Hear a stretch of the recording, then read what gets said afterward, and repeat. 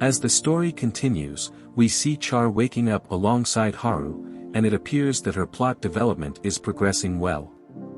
She proceeds to explain that based on his entrance exam, he has been assigned to Class C out of the 5 available classes. She tells him that his class assignment can change depending on his performance, and she believes he will be in Class A in no time.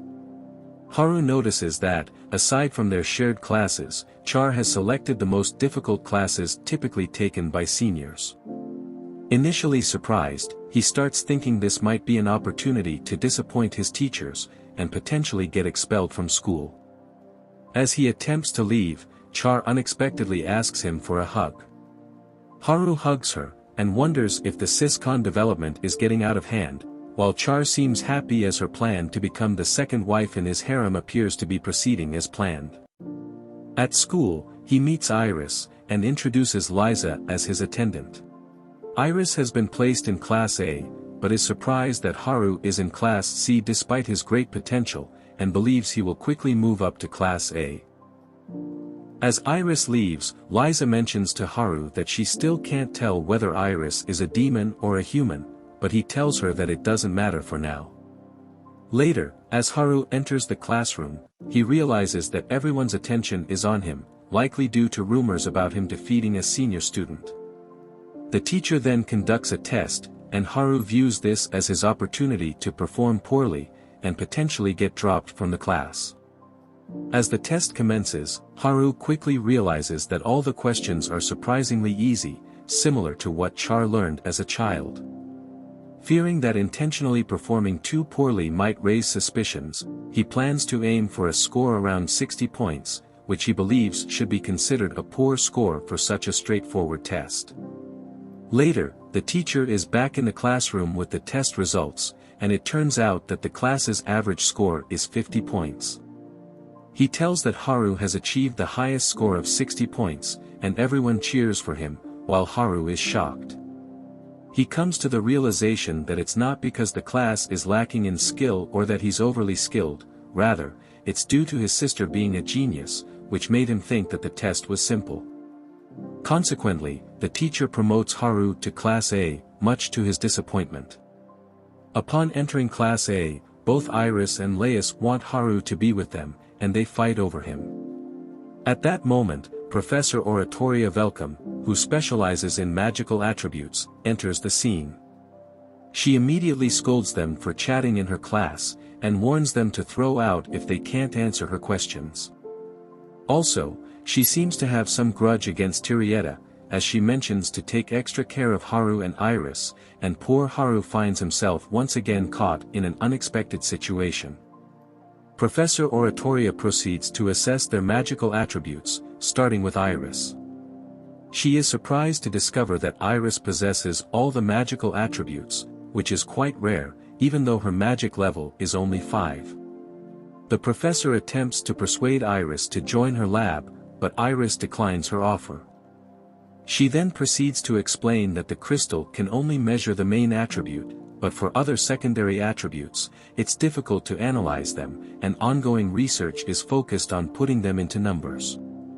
Haru wonders if it's really that challenging, as he can see all the attributes using his measuring magic. The professor mentions that attribute numbers can vary based on circumstances.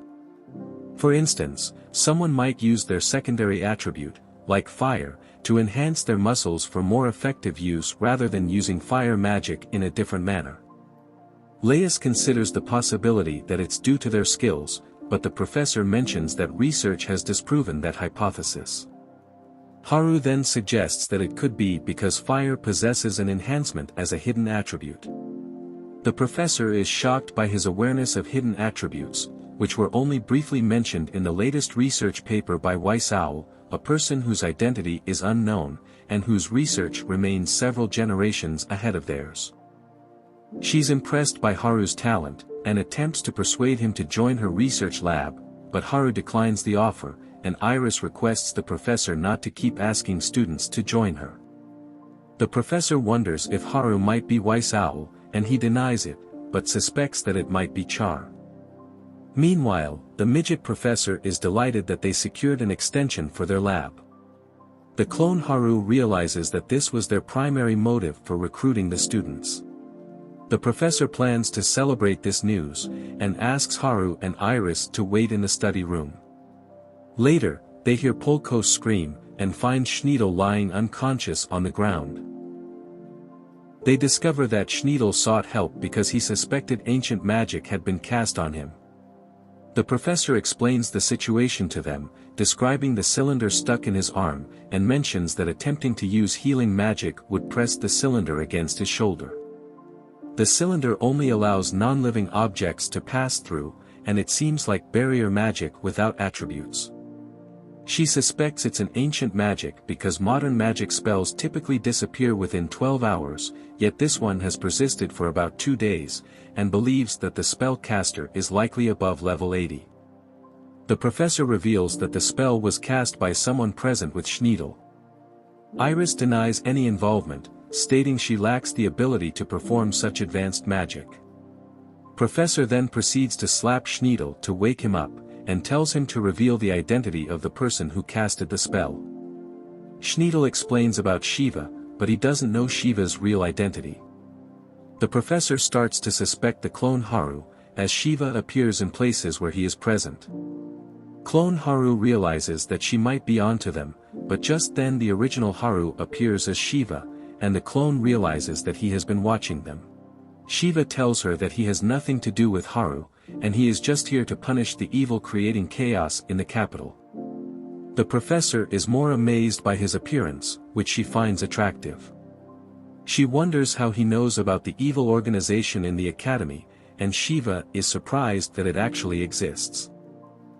He offers to remove the spell if Schneidel withdraws from the duel, and Schneidel agrees. As Shiva prepares to leave, the professor restrains him, and tells him that she has 271 questions for him. Shiva realizes that the professor specializes in a combination of earth and dark magic. He easily breaks free from the restraints, and freezes her. Polkos asks her to apologize to Shiva, but instead of being scared, the midget professor is more curious, and tells him that her question count has gone to 824. As a bargaining chip, she's willing to give him the honor of taking her V card. However, Shiva is a man of culture who is only interested in his sister, and is not into ugly old midgets like her. Suddenly, the professor has a sudden urge to pee, so she apologizes and asks to be released, as she doesn't want to wet herself in front of her students. Shiva makes her promise not to come looking after him, and leaves. The professor is released from her restraints, and Polkos reminds her of her urgent need to use the restroom, which she had forgotten. This is where the video ends. Thanks for watching, and see you in the next part.